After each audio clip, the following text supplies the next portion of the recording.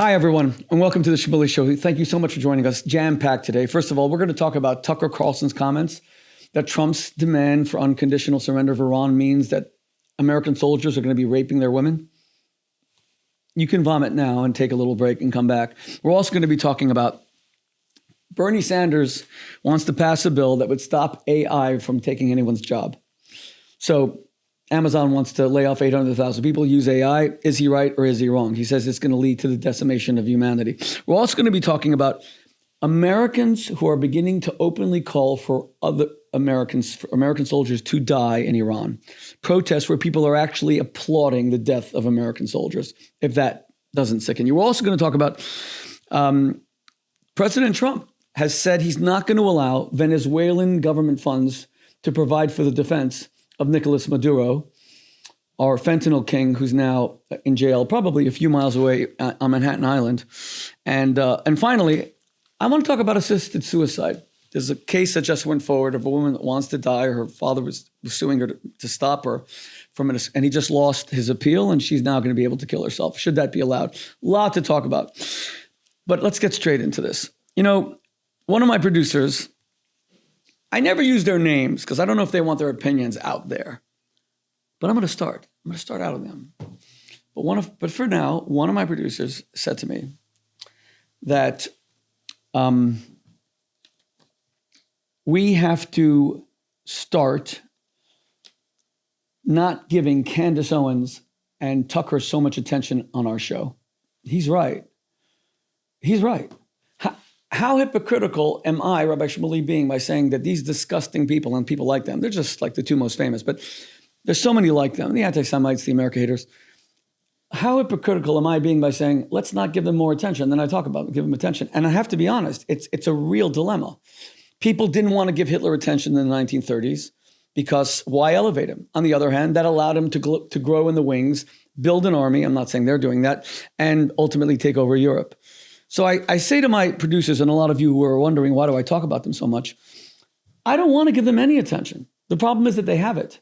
And unless we refute and rebut their lies, we're kind of screwed. It's like, if any of you have suggestions, how do we get over this catch-22? If you ignore all the haters, all the anti-Semites, all the America haters, if I don't mention, Tucker, then no one responds to his lies. And he still has a massive audience of tens of millions of people.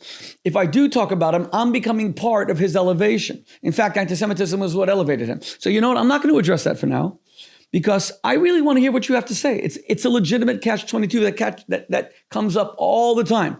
Do you ignore the haters and let them disappear into irrelevance, God willing? Or do you battle their lies in the fear that they won't become irrelevant, that they'll create mass movements? Tucker Carlson is becoming a movement of white, racist, supremacists, anti-Semites, America haters. He's starting a movement. Legitimate question. But let's go to what he said. He said that unconditional surrender means that American soldiers are going to start raping Iranian women, that we take over Iran, and then we control everything. That's a tough one to respond to because my natural gut instinct is just to become very visceral and say, Tucker, you're a pig. You hate your country. You hate your own military. You never served. While sitting there with your golden hair that you love always, flouting, and that's about all you got going for you. I don't like your hair, but my first reaction would be visceral, guttural. You're a pig. I shouldn't even dignify your comments. The problem is that I don't want to be you, so I am going to respond to them intelligently. Unconditional surrender was a term that really became famous through Franklin Delano Roosevelt in Casablanca in 1943. He had gone to Morocco, first of all, to meet his commanders, General George S. Patton, General Eisenhower. This is when most of them had 2 stars, 3 stars. Eisenhower would eventually have 5 stars. Patton would die tragically in the year 1945, not through enemy fire in a car accident with 4 stars. General Marshall would have 5 stars, but he went to meet his commanders and he went to meet Churchill. Before Churchill arrives, FDR, President of the United States, Commander-in-Chief, has a press conference, and he says he is demanding from the Germans unconditional surrender. Churchill arrives like the next day and freaks out. He was against unconditional surrender. Why? Churchill was opposed to unconditional surrender because he wanted the Germans to give up. And if you say unconditional surrender, that means that no Führer, no Nazi party, we dictate all the terms. It never meant rape. Tucker, you idiot. The demand, Roosevelt wanted unconditional surrender because he wanted the Germans to know, we're going to fight you to the last man. That's how evil you are. And it turned out that Churchill was right. Yes, Churchill was right. If you demand unconditional surrender, they are going to fight to the last man. Maybe get them to capitulate earlier with terms, conditions, a peace treaty. But then we would instead of Hitlerism and Nazism. Notice that Nazism has died in Germany, meaning there are Nazis around, but they can't organize because everyone knows what Nazism brought to Germany. Catastrophic defeat with unconditional surrender and Hitler having to blow his frickin' brains out in the bunker on the 30th of April with Eva Braun, his wife of like 24 hours, 30th of April, 1945. Nazism can never really become a thing in Germany, mostly because of how Nazism ended. It brought total ruin. Had we done what Churchill wanted and not FDR, had we not demanded unconditional surrender, had we demanded conditional surrender with terms, with a peace treaty, the outcome would have been that people would have seen, oh, Nazis weren't so bad. Okay, we kind of lost the war, but they still exist. Maybe we did things wrong. We could do it better. Nazism would still exist. So FDR was correct. Now you have someone like Tucker Carlson, who is so ignorant, who probably doesn't even know the story that I just told you. And he wants to say that unconditional surrender means that American soldiers are going to start raping women. Tucker, how much do you hate? I know how much you hate the Jews. I know that you have made your career, your money through hating us. And that kind of makes sense to me because you know that it's clickbait. You know that there's enough anti-Semites to support you and make you into maybe a billionaire through anti-Semitism. It gave Hitler mastery over all of Europe. But your hatred of America in general, and the American soldier in particular, really, really flummoxes me. Do you really believe that even if they had the license to do so, that American soldiers would become mass rapists? You know who these soldiers are. They're your friends. They're people that went to school with, who enlisted voluntarily. They're your friends. Do you believe that they would suddenly, instead of protecting women, as they did in Afghanistan against the Taliban, that they would start raping them? Are you condemning all of the American people into being Nazis? Is that how much hatred of your people, or how much were you bought off by America haters, maybe like Qatar? How much money did you get? You still won't disclose it. You never answer the question. You've been accused of being Carlson for the longest time. You will not disclose who your investors are, who owns TCN, Tucker Carlson Network. You're either bought off by the Putins and so badly that you hate America so badly that you would accuse your own neighbors, that's who the soldiers are, they're just regular Americans, of being rapists, killers, mass murderers, Nazis. You're either bought off or your heart has become so dark and your soul has become so poisoned that you're irredeemable. You can never come back. You're gone. That's why I want you to drift into irrelevance. So to my producer looking right at me, to Anatoly, who made a very good point. Shmuley, you say that we shouldn't give Candace attention, but we talk about her. Yeah, you know what, Anatoly? It's I don't know. I honestly don't. Sometimes a host has to say he doesn't frickin' know. I don't know. If we ignore Tucker Carlson saying that Americans are going to become rapists, then people are going to believe it. If we talk about it, we elevated it. Right now, I'm on the side of having to rebut him and refute him because he has an audience anyway. But it's a really legitimate question. I don't know. I want to hear your answers. But in the meantime, let me tell you, we've seen a lot of American traitors. We watched Jane Fonda. She was probably the most beautiful woman in America at the time, especially after her movie Barbarella. Let me ask my Eddie and Anna. You guys remember Barbarella? Too young, right? Even my producer. You remember Barbarella? Okay, if Eddie doesn't remember a show that had the most beautiful woman in the world, the first time cast in the most revealing clothing, now I'm disappointed. Now I'm truly disappointed. Barbarella was the first really sexy movie in American history, and it made Jane Fonda to the biggest star in the entire world. It's a legendary movie till today. It's like a space movie, whatever. You know what she did after she became world famous through Barbarella? She went to North Vietnam, who were killing our soldiers. You're talking 500-600 American soldiers were dying a day. Sometimes 1,000 American soldiers would die every day. 55,000 would ultimately be killed by the Vietnamese. She went to North Vietnam and she condemned America And she condemned the American army and she condemned the American GIs. And then guess what? She actually put, talk about how suggestive this is, a giant Vietnamese cannon, an artillery piece between her legs. Look at the picture. Google it right now. A giant Vietnamese, like a giant dildo between her legs, the sexual suggestion, as if she were like screwing the United States with artillery that would kill our soldiers. We have seen many Benedict Arnolds in our time. You know, I go cycling not far from here. There's the exact spot, almost the exact spot where Benedict Arnold was paid the money by the British to sell out his country. Until today, Benedict Arnold has become a synonym for treachery, for treason. Here's another one. Quisling, Vidkun Quisling. Quisling was the prime minister of Norway, but his name, he wasn't only a traitor to the Norwegian people and put to death by Norway after a trial, but his name has become a synonym. Quisling is a traitor. If you're a Quisling, you're a traitor. I think that one day, Carlson will become synonymous with being a traitor. I think that his name will become like Benedict Arnold. I think his name will become like Quisling. You're a Carlson. You're an America hater.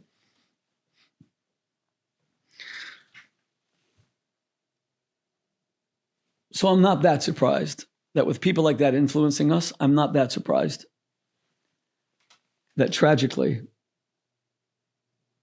you have Americans on the streets. I posted some of the videos in giant protests. They're all Free Palestine people, but Americans. A lot of them, well, some are illegals, but a lot of them are Americans who are openly calling, not just for America to lose the war in Iran, but they are applauding the deaths of American soldiers. I want to repeat that because there's very little that shocks me these days. You know, I counsel marriages. So very little shocks me about the sexual escapades of humanity. I'm a Jew, so I know about the horrors of history. I'm a human rights champion, so I know about genocides that weren't just the Holocaust, Rwanda, Armenia. I've been to Rwanda so many times. Became friendly with President Paul Kagame of Rwanda, who stopped the genocide in the summer of 1994. Nothing really shocks me, sadly. You just begin to learn that you become shockproof. But Americans openly, in the age of social media, doing giant rallies, celebrating the murder of American soldiers shocked me. It's sickening. What should be done with them? I saw a lot of people saying we should strip them of their citizenship. No, we should not.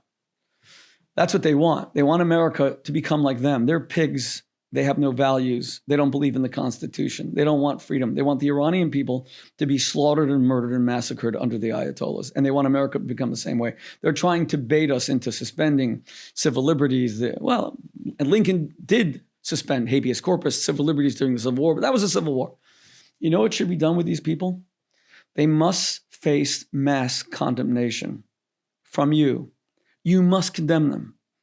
Even if you don't like the war in Iran, to celebrate the death of American soldiers to be the ultimate traitor. But we don't strip them of their citizenship. They still are protected by constitutional rights and the Bill of Rights.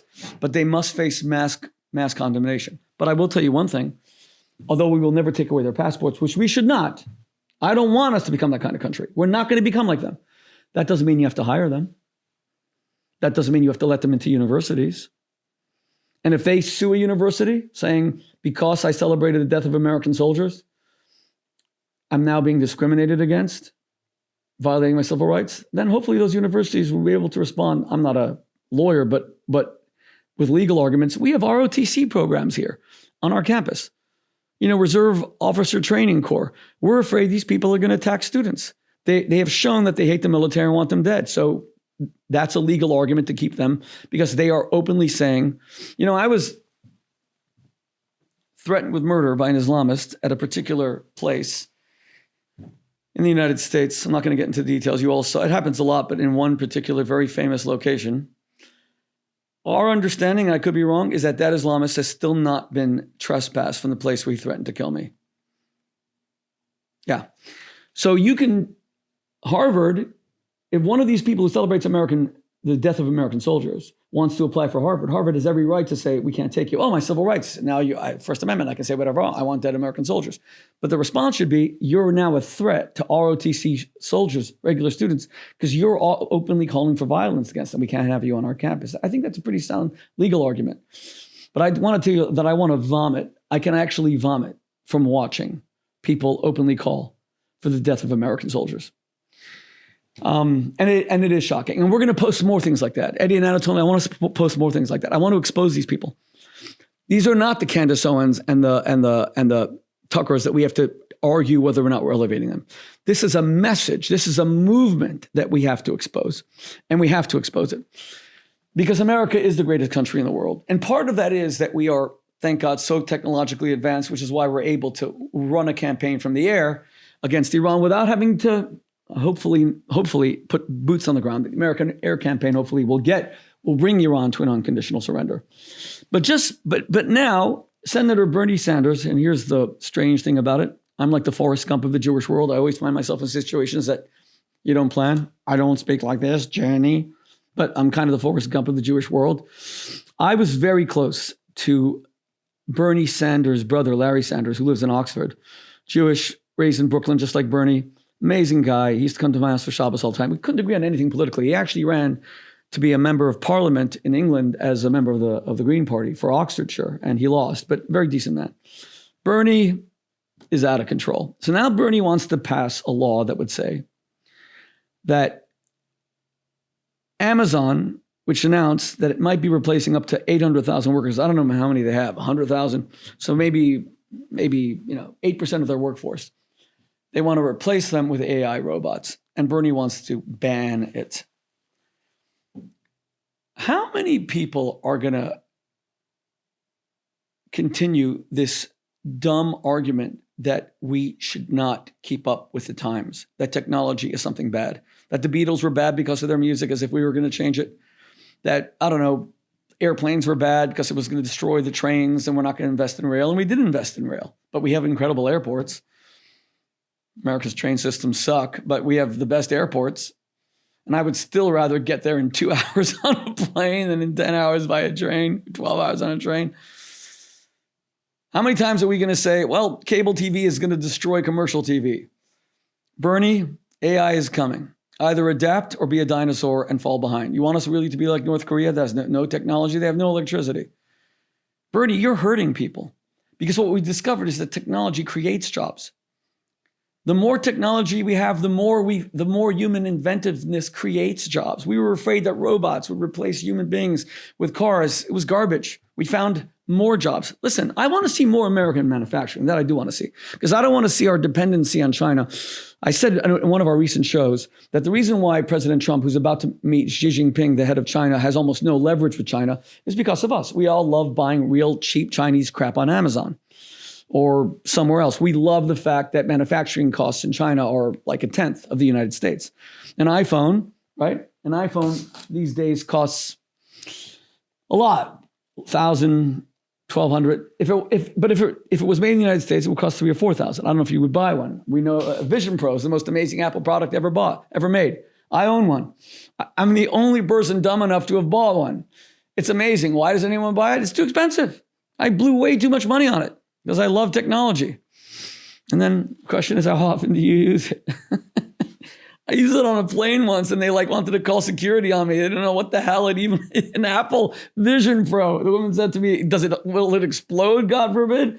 I said, it's an Apple Vision Pro. She said, I've never seen one in my life. Technology is going to move ahead. And we're either going to get on board, and I do want to see more manufacturing in the United States and less in China, but I want to see technologically advanced manufacturing. I don't want to go back to the time of a blacksmith with an anvil, Bernie.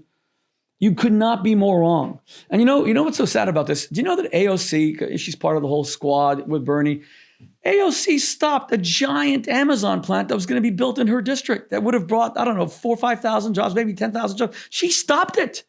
You're talking about now you want to stop Amazon from firing 8,000 employees and replaced by AI, where God willing, they will find jobs in the new AI economy, which is coming. But you didn't condemn her, who stopped 10,000 jobs. and a giant Amazon plant, which just was built in a district that was much more visionary. Can we stop those who want to stop the march of progress and civilization? I have a better idea, Bernie. Why don't you talk about the morality of AI? By the way, I have a lot that I disagree with on Pope Leo. A lot. It's amazing that we have an American Pope. I've never met him. I met 2 other popes. I spent a lot of time, but I never met Pope Leo. I wish he would take a moral stand on Iran, but okay. But I do agree with him that he's trying to start making AI a moral issue. A lot of people are wondering why he's talking about AI. Yeah, Bernie, if you want to talk about AI in the halls of Congress and how AI, will it be abused? Or is it okay if people have sex? I saw that Sam Altman was asked that question. Can people have sex with ChatGPT? Because ChatGPT talks back to you. I don't know if it could do visual sex yet, but are they going to allow it to have like phone sex with you? Those are legitimate questions. Should there be legislation against that? We don't allow prostitution in the United States. We do allow porn, but what if it becomes like, I don't know, we'll do a show on that.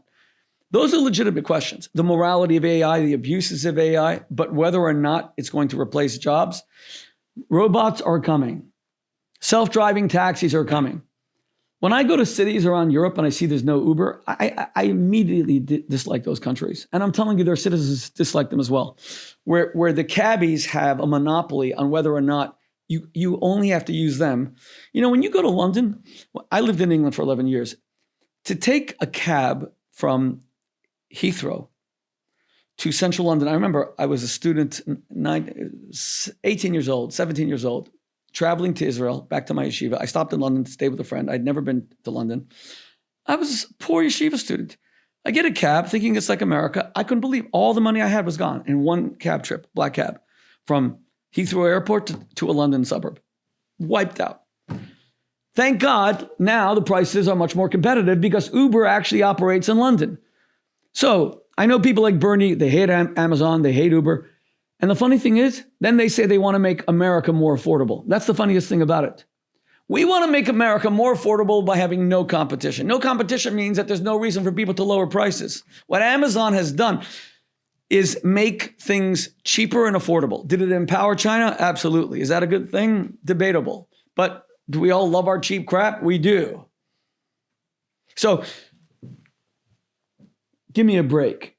Mamdani, I'm not even scared of Mamdani anymore. He's an anti-Semite. He's an Israel hater. His wife liked tons of posts about Jewish women being raped October 7th, but I'm not afraid of him anymore. Because in the first few months of his administration, he has shown that he is so inept and incompetent. Where are the free buses, Zoran? They don't exist. Where's the free supermarkets? They don't exist. Since Mamdani has become mayor of New York has become twice as expensive. If I wanted to drive in from here in New Jersey to New York right now, I'd have to pay a $17 toll on the George Washington Bridge. Then I have to pay Kathy Hochul's $10 to go into Midtown. That's already $27. Then the gas, another $10. Parking is $100.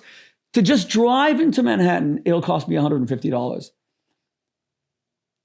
Before I buy a falafel ball, okay?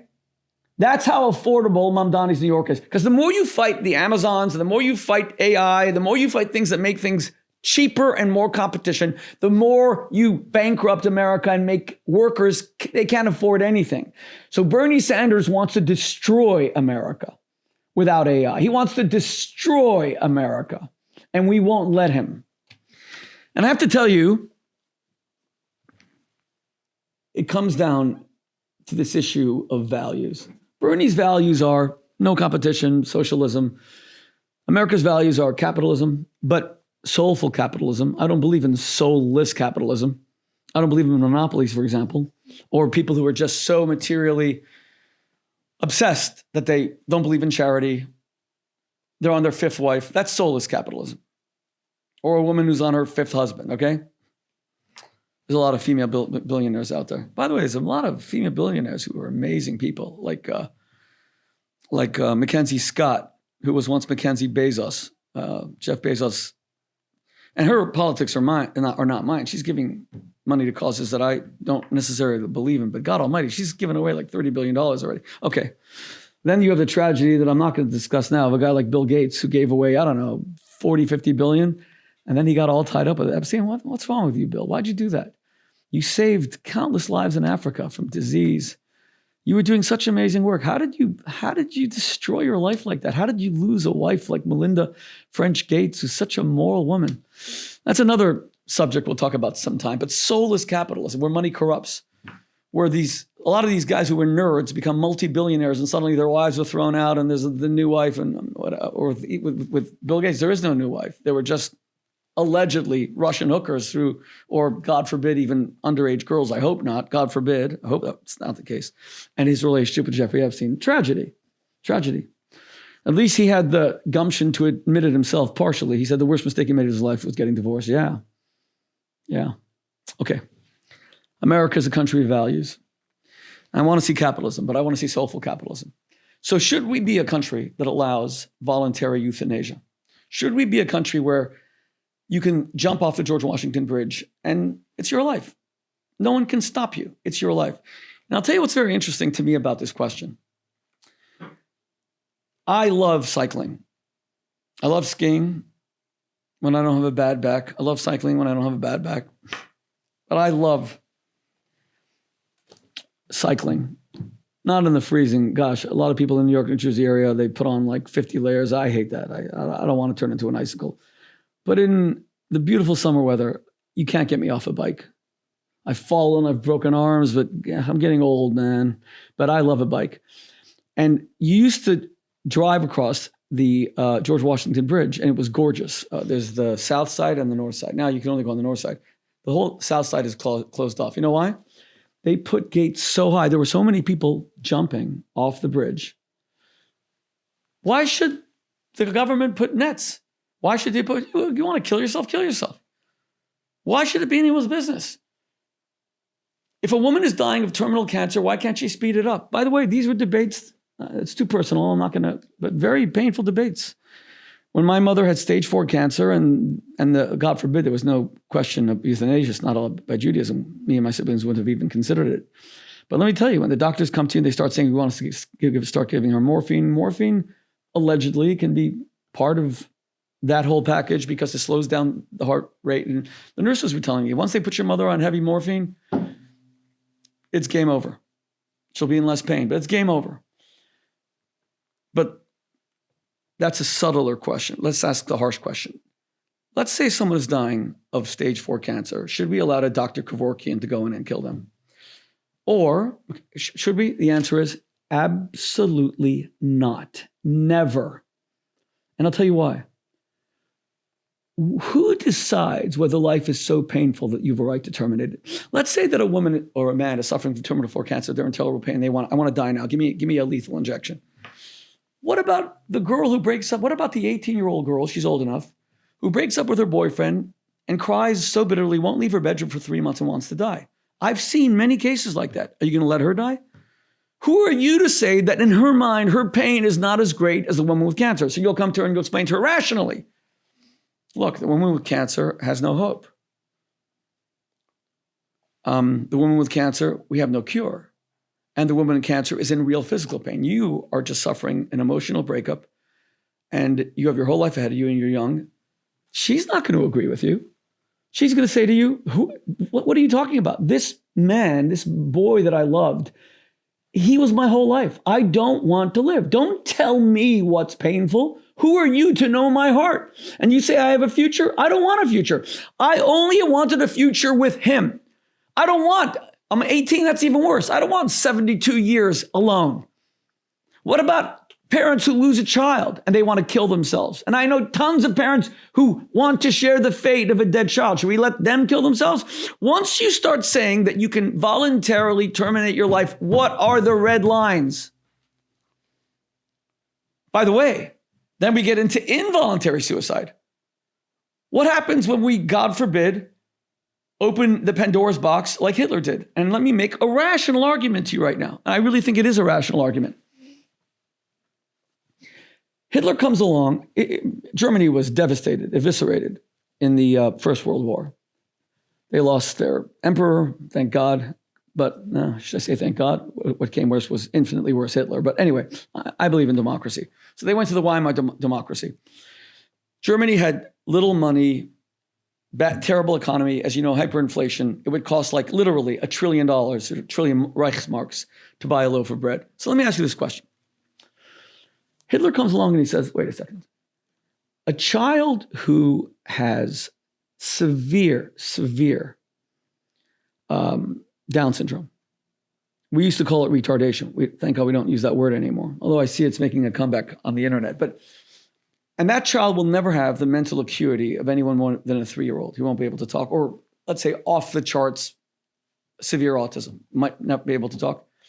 And all that child is doing, boy or girl, is consuming resources from an economy that doesn't have it. And consuming resources from a family that doesn't have it. Do you know there's some statistic that 80% of couples who have a Down syndrome child end up divorcing? Do you know that? It costs them usually their marriage. It's all consuming. You have no time for each other. So along comes a Hitler and he says, listen, I know you see me as a monster, but hear me out for a second. What I'm saying is this. Germany just suffered a terrible loss in a war. We have hyperinflation. We have no bread. We have no food. Shouldn't we feed the healthy people first? Shouldn't we maybe euthanize the ones who are only ever going to destroy marriages, ruin their parents' life, never give back to society and only take?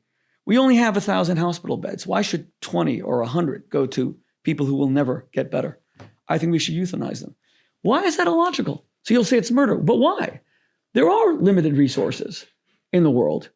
Or what if someone, let's say, turns 80? Maybe he should automatically be declared dead by, at least legally, and let his children inherit him. Because a lot of people, I saw it in many families, the father or the mother, if they're rich or made money, they become 85. Now they're being scammed in Coinbase. Oh, Coinbase, do not sue me. I don't mean Coinbase. By a lot of fraudulent exchanges that say you're going to make a fortune in crypto, which they don't understand, or a timeshare. Why don't we declare people at least financially legally dead at 80 or at 85 if their kids start thinking that and let their kids take over? At what point, the moment you open the Pandora's box of saying that we can take life, decide what is life, when is life, and voluntary euthanasia, we're screwed. I want you guys to write on the comments the rational, logical argument response to Hitler, who said, look, if Germany was rich and we weren't just finished with a war, I wouldn't euthanize any of these kids who are in mental institutions. But given that we have limited food, let's do that. And he'll prove it to you. Do you know what the rule is on a plane if, God forbid, you land on water? The rule is that you have to put on your mask and your float before your children. That's the federal law right now in the United States. Because your life is more valuable. Why? Because you can save more people, including your children, which your children cannot. That's the law. And that's what Hitler kind of said. You, as a productive adult, can help Germany grow. Your kids are just going to be a drain on our resources. So why was Hitler wrong? There is no rational reason. There's only a supra-religious, only a supra-rational reason. It's called God. God said that every life is of infinite value. The poor life, the black life, the Jewish life, the Protestant life, the Catholic life, the cancered life, the brokenhearted life. They're all of infinite value. The mentally incapacitated life. It's a law from God that we don't mess with. Thou shalt not murder, period. And now you understand why Hitler waged such a war against God. Hitler had to kill God first. Because if he didn't kill God first and he hated Christianity, then his whole agenda was to kill God. I want to kill Jews, gas them, then I need to get rid of the God that says to do not murder. But I also want to kill German children. You know, the gas trucks that became the extermination camp in Majdanek, they didn't kill Jews first. Those gas trucks first experimented successfully on German children, Aryan children, blonde-haired, blue-eyed children who happened to have Down syndrome or some other mental infirmity. He killed Aryan children first in poison gas trucks where the exhaust fumes would be fed right back into the truck and kill them. And when it worked on them, there was no line for him to say, but the Jews are even worse. They're an infestation. They're a plague. The Jews are even worse. The Jews are subhuman. The Slavs are subhuman. So I am totally against voluntary euthanasia. I think it is one of the most dangerous things. Even though it made it so ugly for my bike ride, wow, I had to sacrifice my bike ride. I am so happy they put up those gates so that young people, mostly young people, can throw their bodies off the George Washington Bridge and die.